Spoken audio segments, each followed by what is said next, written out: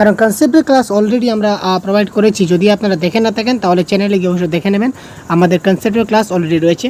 তো আজকে শুধু প্রশ্ন এবং তার সঠিক আনসার কোনটি হয় এটা আমরা ডিসকাস করব, এবং কারেক্ট আনসার আপনারা কী হবে আপনারা আমাদের আগে কমেন্ট বক্সে খুব তাড়াতাড়ি কমেন্ট করে জানিয়ে দিন তো কারেক্ট আনসার কী হয়।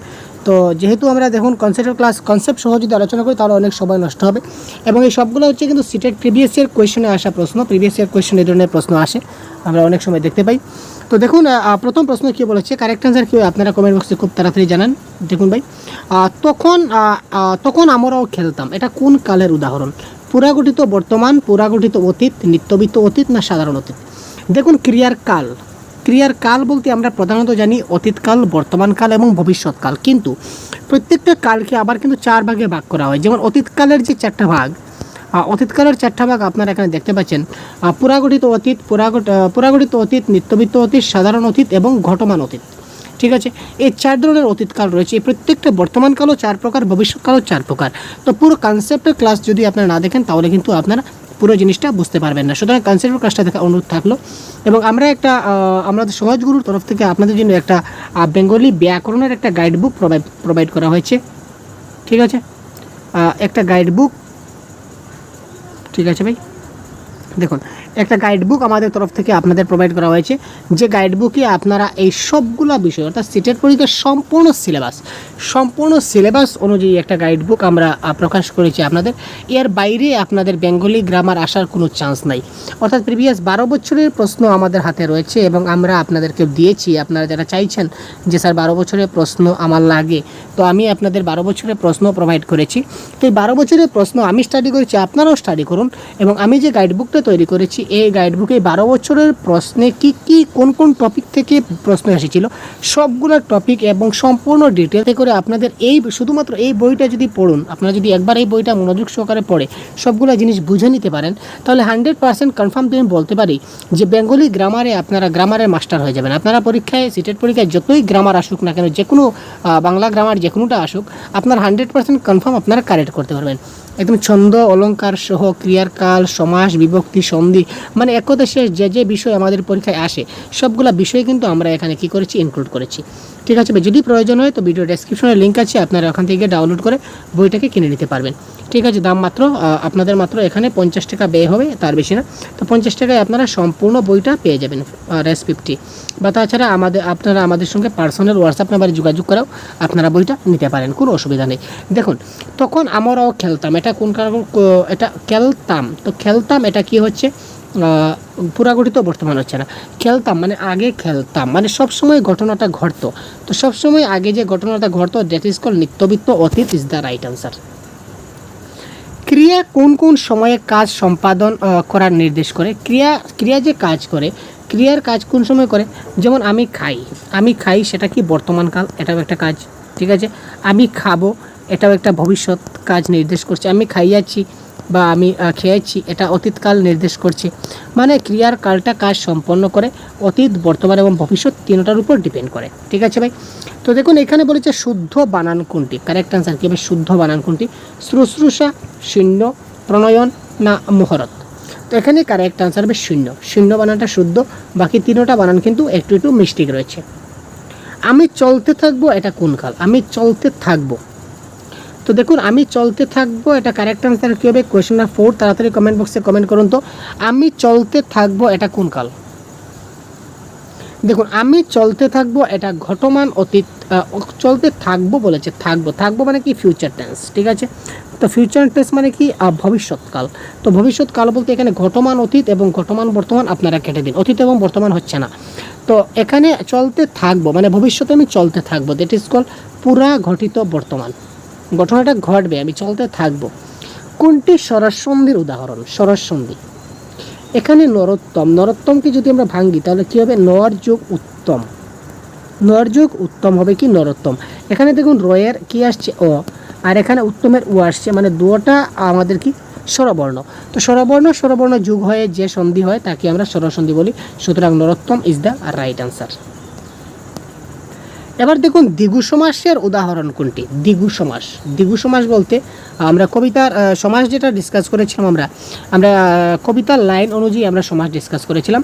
তো সমাহারে দ্বিগু হয় নয় সেটা মন্দ, কবিতা লাইনটা এরকম ছিল যে সমাহারে দ্বিগু হয় নয় সেটা মন্দ, মানে কোনো সমাসে যদি সমাহার বোঝায়, সমাহার মানে কি সমষ্টি, সমাহার মানে কি সমষ্টি বা সব কয়টার যোগফল, সব কয়টার যোগফল যদি বোঝায় তাহলে সেটা কি হয়?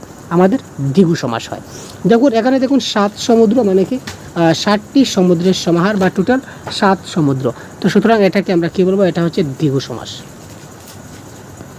তো তারপর কত নদী সরোবর কিবা ফল চাতকের, এখানে এত লাইন আমরা দেখার প্রয়োজন নেই। আমাদের প্রশ্নে কি বলেছে? সরোবরের সন্ধি বিচ্ছেদ কোনটি হবে? এখানে সন্ধি বিচ্ছেদ কিন্তু প্রত্যেকটা সিটের পরীক্ষা একটা ভাইটাল পয়েন্ট হচ্ছে কি সন্ধি বিচ্ছেদ। ঠিক আছে, সন্ধি বিচ্ছেদ কিন্তু প্রশ্নে আসবে। তো কারেক্ট আনসার কী হবে? খুব তাড়াতাড়ি কমেন্ট করুন তো ভাই, কারেক্ট আনসার কী হবে? আপনারা খুব তাড়াতাড়ি কমেন্ট করুন, আমরাও কারেক্ট আনসার আপনাদের কী হবে সেটা জানিয়ে দেবো, আমাদের সঙ্গে মিলিয়ে নেবেন আপনারা। তো এখানে স্বরযুগ উবর, স্বরযুগ অবর, স্বরযুগ বর, তারপর স্বরযুগ অবর। তো এখানে কারেক্ট আনসার হবে অপশন নাম্বার সি, স্বরযুগ বর ইজ দ্য রাইট আনসার। এখানে দেখুন কোনটি সঠিক নয়? সংযোগ গীত ইকুয়াল টু সঙ্গীত, দিকযুগ অঙ্গনা দিগঙ্গনা, উদ্যোগ লাস উল্লাস, ক্ষোভ পিপাসা খোদ পিপাসা। এখানে শুদ্ধ কোনটি নয়, কোনটা সঠিক নয় বলেছে। আমি একটু ছোটো করে দিচ্ছি, জুম আউট, না হলে কিন্তু 4টা অপশন দেখা যাচ্ছে না, পিডিএফের মধ্যে সমস্যা হচ্ছে। তো দেখুন এখানে কোনটা সঠিক নয় বলুন। এখানে কারেক্ট আনসার হবে সংযোগ গীত ইকুয়াল টু সঙ্গীত, সেটা রং, সেটা কারেক্ট হবে কি সমযোগ গীত। যদি কোনো সন্ধি বিচ্ছেদে অনুস্বার থাকে, এই দেখুন সং মানে কি অনুস্বার রয়েছে, সঙ্গীতের সং রয়েছে আমার অনুস্বার রয়েছে, অনুস্বার। তো যদি কোনো সন্ধি বিচ্ছেদে অনুস্বার থাকে তো অনুস্বারের পরিবর্তে মহস ব্যবহৃত হয়, মহস। দেখুন মহস দিলাম, এটা হচ্ছে কারেক্ট। সুতরাং এটা ভুল, এটা হচ্ছে কারেক্ট আনসার। আর এই 3টা শুদ্ধ, এখানে কোনো কথা নেই। দশে মিলি করি কাজ, দশে কি জাতীয় বিশিষ্ট পদ? দশে মিলি করি কাজ, এখানে দশেটা কি জাতীয় বিশিষ্ট পদ এটা আমাকে বলতে হবে। শ্রেণীবাচক, ভাববাচক, সমষ্টিবাচক না সংখ্যাবাচক? দেখুন কারেক্ট আনসার এত সহজ ভাই। 10 বলতে আমরা কি বুঝি? 10, ঠিক আছে 10। তো 10টা কি বোঝাচ্ছে? একটা সংখ্যা বোঝাচ্ছে। সুতরাং যেহেতু এটা সংখ্যা বোঝাচ্ছে, সুতরাং এটা কি সংখ্যাবাচক বিশেষ্য। নিচের কোনটি সাধারণ বর্তমানকালের উদাহরণ? সাধারণ বর্তমানকাল আমরা জানব। সাধারণ বর্তমানকালের 4টা ভাগ আপনারা জেনে নেবেন। সাধারণ বর্তমান, ঘটমান বর্তমান, পুরাগঠিত বর্তমান, বর্তমান অনুজ্ঞা। পুরো ডিটেলস আপনারা কনসেপ্ট ক্লাসগুলো হয়তো দেখতে পারেন, নতুবা আপনারা গাইডবুকটা ফলো করতে পারেন। 2টা থেকে একটা যদি আপনারা করে নেন তাহলে 100% কনফার্ম আপনারা প্রত্যেকটা যে টপিক আপনাদের পুরো 100% ক্লিয়ার হয়ে যাবে। তারপর এই প্রশ্নগুলো আপনার জন্য বায়াতকা খেলা হয়ে যাবে। দেখুন কোনটি সাধারণ বর্তমানকালের উদাহরণ? এখানে দেখুন পাখিটি শিকারিটিকে গুলি করলো মানে আগে করেছিল, মানে দ্যাট ইজ কল অতীতকাল। এটা অতীতকাল, এটা আমাদের ক্যান্সেল। আমি কলকাতায় যাব, তো যাব ইট ইজ কল ভবিষ্যৎকাল, ভবিষ্যতে যাব, এটা এখন কোনো কথা নয়, এটাও ক্যান্সেল। এতক্ষণে জানলাম কুসুমে কিটাচ্ছে আর আমি বাড়ি যাই, এখানে সহজ বাক্য কোনটি? বর্তমানকালে সহজ বোঝায়, সাধারণ বর্তমান। তো সহজ হচ্ছে সিম্পল সেন্টেন্স, আমি বাড়ি যাই, that is call correct answer. নিচের কোন বাক্যটি সাধু রীতিতে লেখা হয়েছে? এই সাধু চলিত ভাষাও কিন্তু আমাদের বইতে আপনারা পাবেন, যে সাধু রীতিতে কী কী শব্দ ব্যবহার হয় এবং চলিত ভাষায় কী কী শব্দ ব্যবহার হয়, সবগুলো কিন্তু আমাদের এই বইতে গাইডবুকে দেওয়া আছে, ঠিক আছে। তাছাড়া আমি আপনাদের একটা পার্সোনাল আমার সহজগুরু অফিসিয়াল যেটা নাম্বার রয়েছে, হোয়াটসঅ্যাপ নাম্বার, এখানে আপনারা দয়া করে কেউ কল করতে যাবেন না, কারণ কল অনেক সময় রিসিভ করা সম্ভব হয় না। তো আপনারা কাইন্ডলি হোয়াটসঅ্যাপ করবেন আপনাদের যা প্রয়োজন হয়, তো আমি অবশ্যই আপনাদেরকে সেই অনুযায়ী প্রোভাইড করব। আর এই বেঙ্গলি গ্রামারের যদি পিডিএফ আপনাদের প্রয়োজন হয়, অর্থাৎ সম্পূর্ণ গাইডবুক যদি প্রয়োজন হয়, তাহলে আপনাদেরকে ₹50, ঠিক আছে 50 রুপিস আপনাদের এই সেম নাম্বারে পেটিএম কিংবা ফোনপে রয়েছে, আপনারা এই নাম্বারে ₹50 আপনারা পেমেন্ট করে এই সেম নাম্বারে আপনারা যদি স্ক্রিনশট পাঠিয়ে দেন হোয়াটসঅ্যাপে, তখন আমরা আপনাদেরকে হোয়াটসঅ্যাপের মাধ্যমে আমরা এই যে বইটা গাইডবুকটা আপনাদেরকে প্রোভাইড করে দেব, যেটা আপনাদের যথেষ্ট হেল্প করবে, 100% কনফার্ম ভাই। তো দেখুন যদি আপনার প্রয়োজন হয় তাহলে নেবেন, না হলে আপনারা ক্লাসগুলো দেখুন। মানে সোজা কথা, এক কথায় শেষ, কনসেপ্টটা ক্লিয়ার করতে হবে। সাধু রীতিতে লেখা হচ্ছে, সাধু রীতি। এখানে দেখুন সুমি তাহাকে দেখিয়াছে, এটা হচ্ছে সাধু রীতি, ঠিক আছে। দেখছে, এটা চলিত। গিয়েছিল, এটা চলিত। করেছি, এটা হলো চলিত রীতি। তো দেখিয়ে আছে, দ্যাট ইজ কল সাধু রীতি। কিংবদন্তি সন্ধি বিচ্ছেদ। দেখুন এটার কারেক্ট আনসার কী হবে সেটা আপনাদের বলতে হবে, কারণ কি, কারণ তার কনসেপ্ট আমি আজকের ক্লাসে এই জাস্ট বলেছিলাম কনসেপ্ট বলবো না, কিন্তু তারপরে একটু না বলে পারলাম না, তাই আমি বলে দিলাম। তো সুতরাং কোয়েশ্চন 14 কারেক্ট আনসার কী হবে তাড়াতাড়ি কমেন্ট করুন।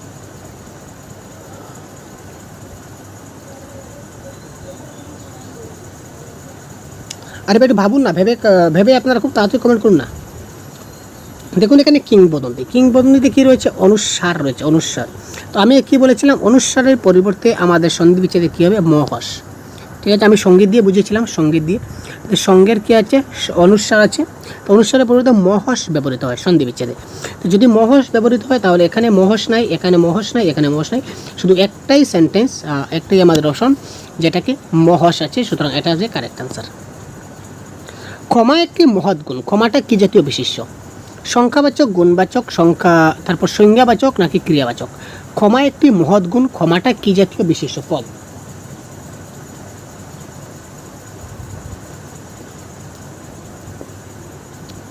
এখানে প্রশ্নের মধ্যে কিন্তু আনসার নিহিত আছে। কি বলেছে, ক্ষমা একটি মহৎ গুণ বলেছে, তার মানে ক্ষমাটা কী জাতীয়। আমি এখানে ক্ষমা করলাম, সেটা আমার একটা গুণ বলতে পারি, সুতরাং সেটা গুণবাচক বিশেষ্য। আপনি আমাকে ক্ষমা করলেন, সেটা আপনার একটা গুণ, এটা হচ্ছে কি গুণবাচক বিশেষ্য।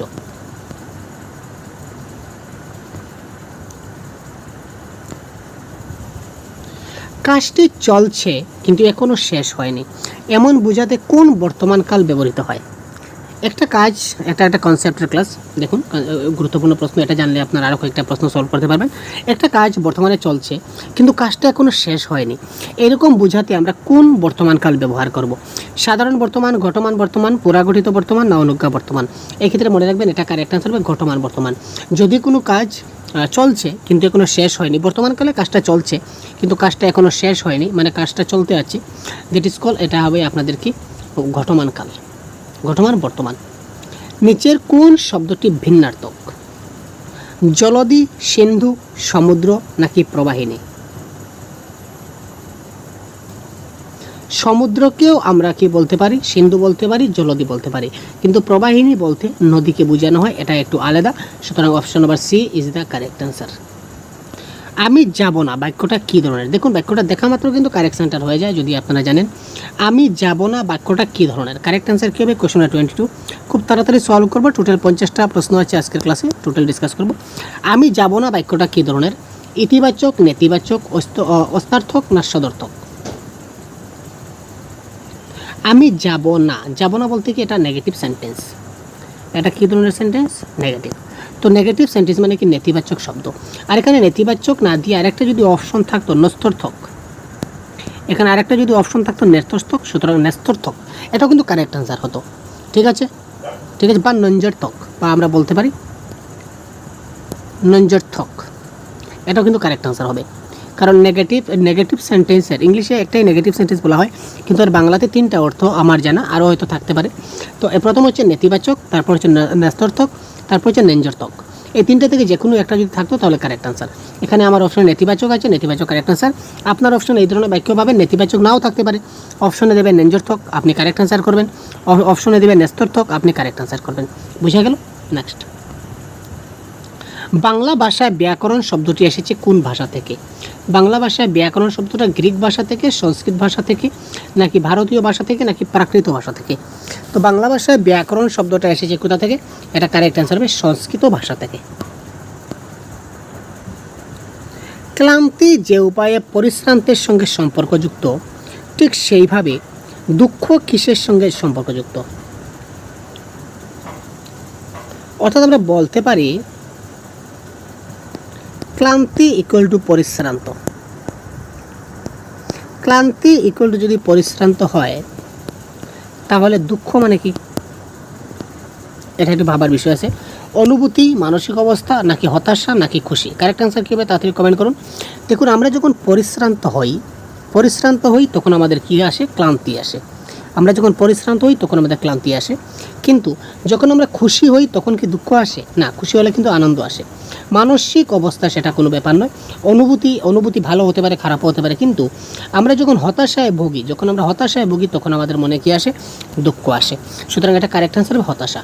ক্লান্তি সমান যদি পরিশ্রান্ত হয়, অর্থাৎ ক্লান্তি পরিশ্রান্তের সঙ্গে যেভাবে সম্পর্কযুক্ত, হতাশাও দুঃখের সঙ্গে ঠিক সেমভাবে সংযুক্ত। কমলাক্ষ এর সঠিক ব্যাস বাক্য কি হবে?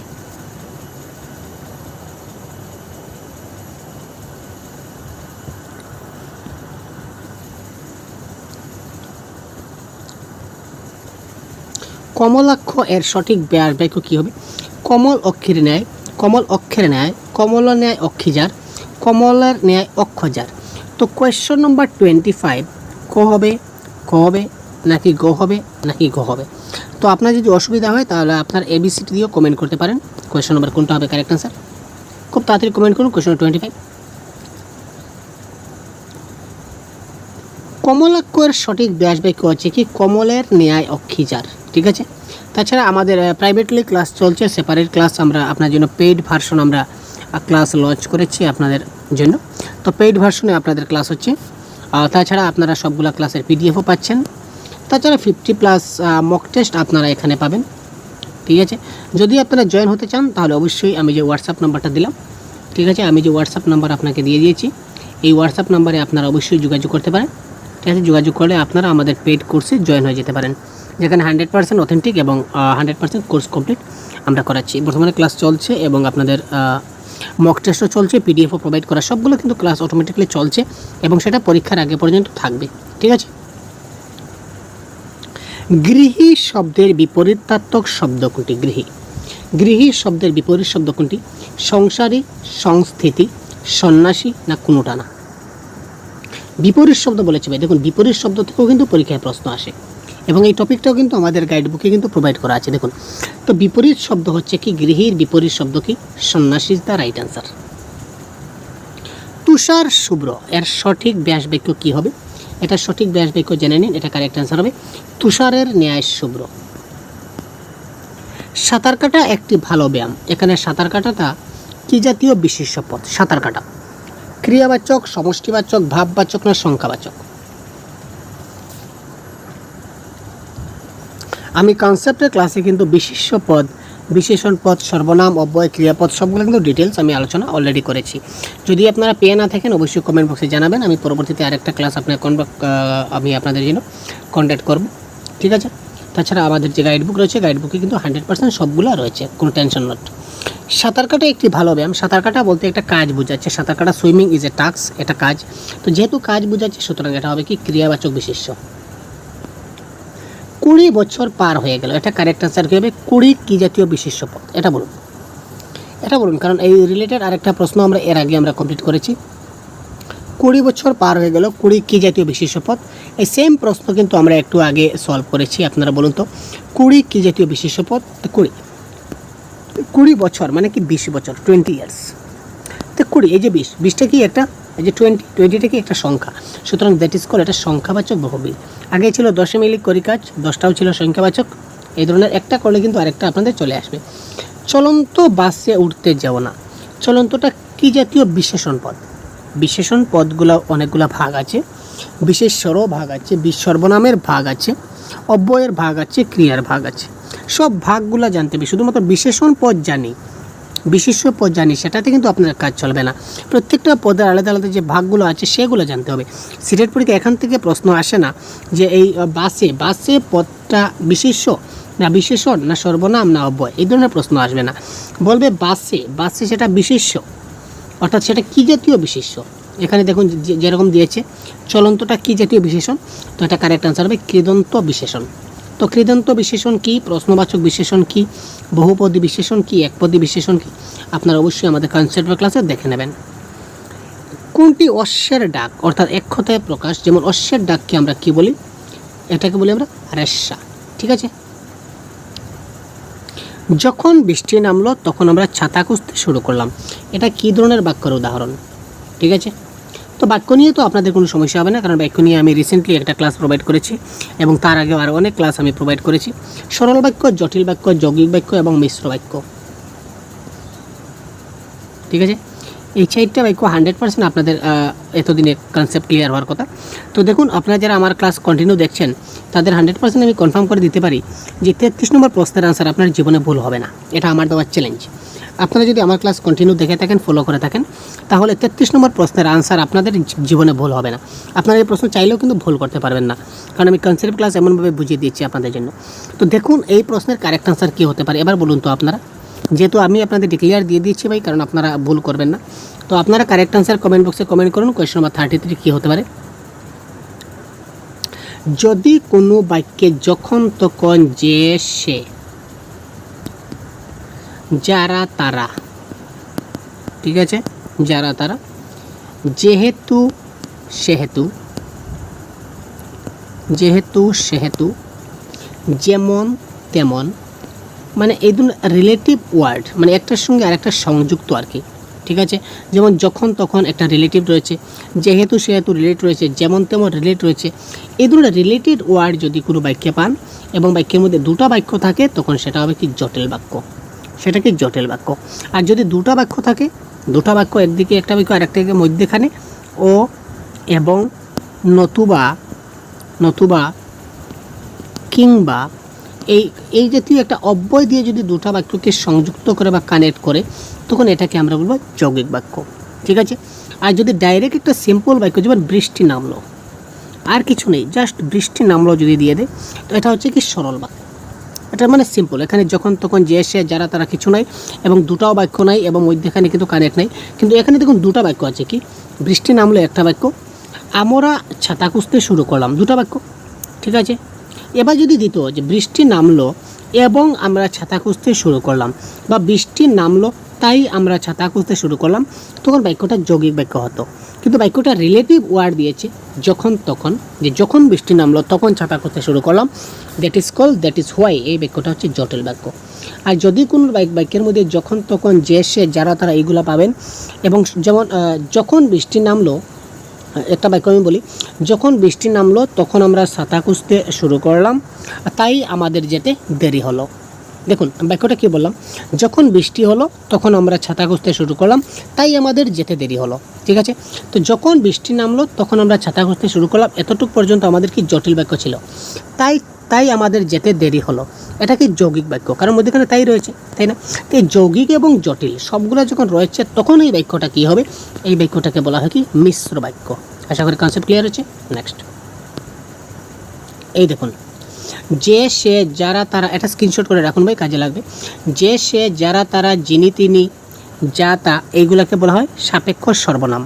আর যদি তবে, যদিও তবু, যেহেতু সেহেতু, যত তত, যেটুকু সেটুকু, যেমন তেমন, যখন তখন, এগুলাকে বলা হয় সাপেক্ষ যোজক। এগুলোকে বলা হয় কি সাপেক্ষ যোজক। এই সাপেক্ষ যোজক বা সাপেক্ষ সর্বনাম দিয়ে যদি কোনো বাক্যগুলো কানেক্টেড থাকে, তখন এই বাক্যগুলোকে আমরা কী বলবো, জটিল বাক্য বলবো, ঠিক আছে। যা বললাম, আহা কি আনন্দ আকাশে বাতাসে, এটা কি ধরনের বাক্য? বিবৃতিমূলক, আদেশমূলক, বিস্ময়মূলক নাকি প্রশ্নবোধক? আহা কি আনন্দ আকাশে বাতাসে, এটা কোন ধরনের বাক্য? এটা হচ্ছে কি আমাদের বিস্ময়। যেমন এই যে বিস্ময়বোধক একটা চিহ্ন রয়েছে বাক্যের শেষে, এটা এই যে চিহ্ন, এই চিহ্নটাকে আমরা বলবো কি বিস্ময়মূলক চিহ্ন। এই ধরনের বা আহা, উফ, এই ধরনের যদি থাকে, তাহলে সেই বাক্যটা কী ধরনের বাক্য হয়, বিস্ময়বোধক বাক্য হয়। আর বাক্যের শেষে যদি প্রশ্নবোধক চিহ্ন থাকে, কোয়েশ্চন মার্ক থাকে, তখন বাক্যটা প্রশ্নবোধক বাক্য হবে। আপাতত এই প্রশ্নের কারেক্ট আনসার বিস্ময়বোধক বাক্য। খা খা মাঠ, এই খা খা, খা খা, গা গা, যা যা, এই শব্দগুলোকে কী বলা হয়, এই শব্দগুলো হয় ধনাত্মক বিশেষণ বা ধনাত্মক শব্দ। রাত্রির শব্দটা কী ধরনের শব্দ? দেখুন আমরা যে ক্লাস করেছিলাম, এখানে আপনারা একটা ক্লাস খুঁজে পাবেন, একটু সার্চ করে নেবেন ইউটিউবে, সহজগুরু ইউটিউব চ্যানেলে। তৎসম শব্দ, অর্ধ তৎসম শব্দ এবং তৎসম শব্দ চেনার উপায় কী? এবার আপনারা যদি মুখস্থ করতে থাকেন যে রাত্রির, দিবা, নিশি, সন্ধ্যা, এই সবগুলো হচ্ছে তৎসম, বাকিগুলো অর্ধ তৎসম। তো তৎসম শব্দ কতগুলো আপনারা মুখস্থ করবেন? হাজার হাজার শব্দ আছে, তাই না? হাজার হাজার শব্দ আছে, হাজার হাজার অর্ধ তৎসম শব্দ আছে, হাজার হাজার তদ্ভব শব্দ আছে। আপনারা সবগুলো কিন্তু মুখস্থ করা আপনার পক্ষে সম্ভব না। তো আমি আপনাদের এই ইউটিউব চ্যানেলে, সহজগুরু ইউটিউব চ্যানেলে, আমি একটা শর্ট ট্রিক্স আপনাদের প্রোভাইড করেছি। যে শর্ট ট্রিক্সটা যদি আপনাদের জানা থাকে, তাহলে আপনি শব্দ দেখেই বুঝে নিতে পারবেন এটা তৎসম নাকি অর্ধ তৎসম নাকি তদ্ভব, ঠিক আছে। তো শর্ট ট্রিক্সটা আপনি এখন এই ক্লাসে শেষ করে আপনি এখনই আমাদের চ্যানেলে সার্চ করুন যে তৎসম, অর্ধ তৎসম, তদ্ভব শব্দ চেনার উপায় দিয়ে আপনারা সহজগুরু লিখে সার্চ করবেন। তখন একটা ভিডিও আপনারা পাবেন, এটা আপনারা দেখে নেবেন বা চ্যানেলে গিয়ে সার্চ করলে পেয়ে যাবেন। তারপরেও যদি অসুবিধা হয় কমেন্ট বক্সে কমেন্ট করবেন, লিঙ্ক দিয়ে দেবো, দেখে নিতে পারবেন। তো এটা কি, এটা হচ্ছে অর্ধ তৎসম শব্দ।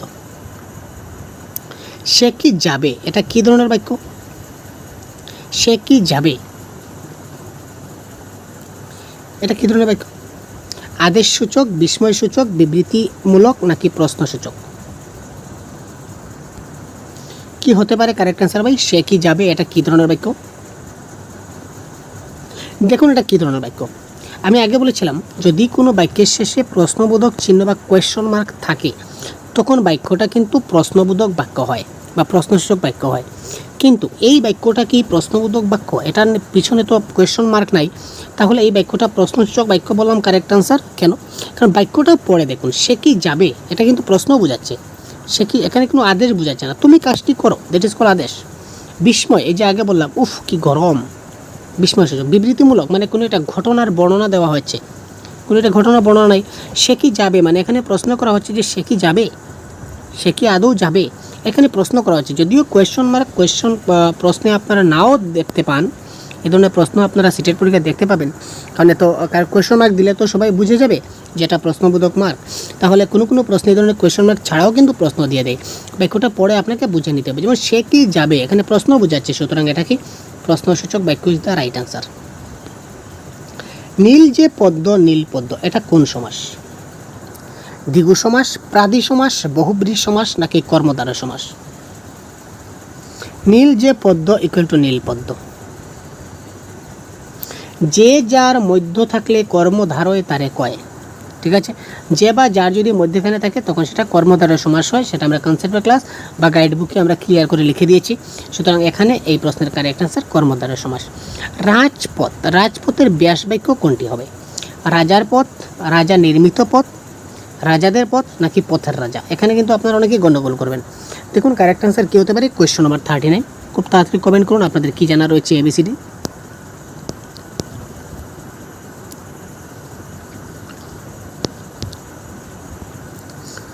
রাজপথ এর ব্যাস বাক্য কোনটি? রাজার পথ নাকি রাজা নির্মিত পথ নাকি রাজাদের পথ নাকি পথের রাজা? তো এটা কারেক্ট আনসার হবে আমাদের কি? পথের রাজা। দিকে দিকে আগুন জ্বলছে, এটা কোন কালের উদাহরণ? নিত্যবিত্ত বর্তমান নাকি ঘটমান বর্তমান নাকি সাধারণ বর্তমান নাকি পুরাগঠিত বর্তমান? চারিদিকে আগুন জ্বলছে, দিকে দিকে আগুন জ্বলছে মানে একটা কাজ আগে বর্তমানে শুরু হয়েছে কিন্তু কাজটা এখনো শেষ হয়নি। তাই আগে যে বলেছিলাম যে একটা কাজ শুরু হয়েছে কিন্তু এখনো শেষ হয়নি, তাকে আমরা কি বলবো? ঘটমান বর্তমানকাল ইজ দ্য রাইট আনসার। যে ক্রিয়ার কাজ বর্তমানে ঘটছে বা চলছে এখনো শেষ হয়ে যায়নি এমন উক্তিতে ঘটমান বর্তমানকাল ব্যবহৃত হয়, দেখলেন? তারপর দেখুন আকাঙ্ক্ষা, আকাঙ্ক্ষা বলতে কি বোঝায়? অনীহা, স্পৃহা, অভিপ্রায় না কোনোটি নয়? অর্থাৎ আকাঙ্ক্ষা শব্দের অর্থ কি? আমরা বাংলা প্যাসেজ যখন আমরা সলভ করতে যাই, প্যাসেজের সময় কিন্তু আমরা বাংলা ব্যাকরণ পাই। প্যাসেজ বলুন কিংবা কবিতা বলুন, প্যাসেজ বলুন কিংবা কবিতা বলুন, গদ্যাংশ বা পদ্যাংশ, এখানে কিন্তু আমরা বাংলা ব্যাকরণ পাই এবং এখানে এই ধরনের একটা শব্দ দেওয়া থাকে, শব্দের অর্থ কী। তো শব্দের অর্থটা কিন্তু আমরা প্যাসেজে সারাদিন খুঁজলেও পাবো না, ঠিক আছে? সারাদিন যদি প্যাসেজে খুঁজি তাহলে কিন্তু এই শব্দটা পাবো না, শব্দের অর্থটা আমরা পাবো না। কারেক্ট আনসার কি? সেটা কারেক্ট আনসার কিছুটা আমরা জেনে নিতে হয়। তো এটা কারেক্ট আনসার কি? অভিপ্রায়। শিয়ালদহ থেকে শিয়ালদা হয়েছে, এখানে কি হয়েছে? এটা এখানে হ লুপ হয়েছে। শিয়ালদহ থেকে শিয়ালদা হয়েছে, এখানে হ লুপ হয়েছে। অহরহ, অহরহ শব্দের সন্ধি বিচ্ছেদ কি হবে? অহ যুগ রহ, অহ যুগ অহ, অহ যুগ রহ, অহ যুগ অহ।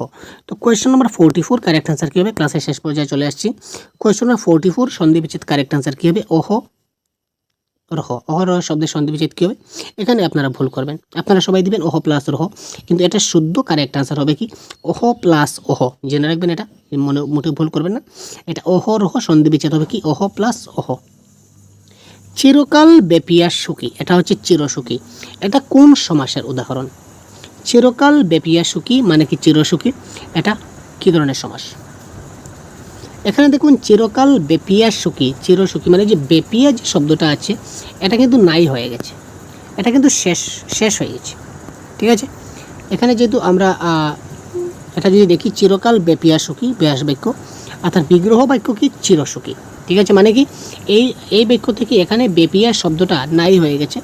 নাই মানে কি? খতম, খতম মানে কি? লোপ, লুপ। তো কী লুপ পেয়েছে? মধ্যপদ লুপ পেয়েছে। কোন পদ লুপ পেয়েছে? মধ্যপদ।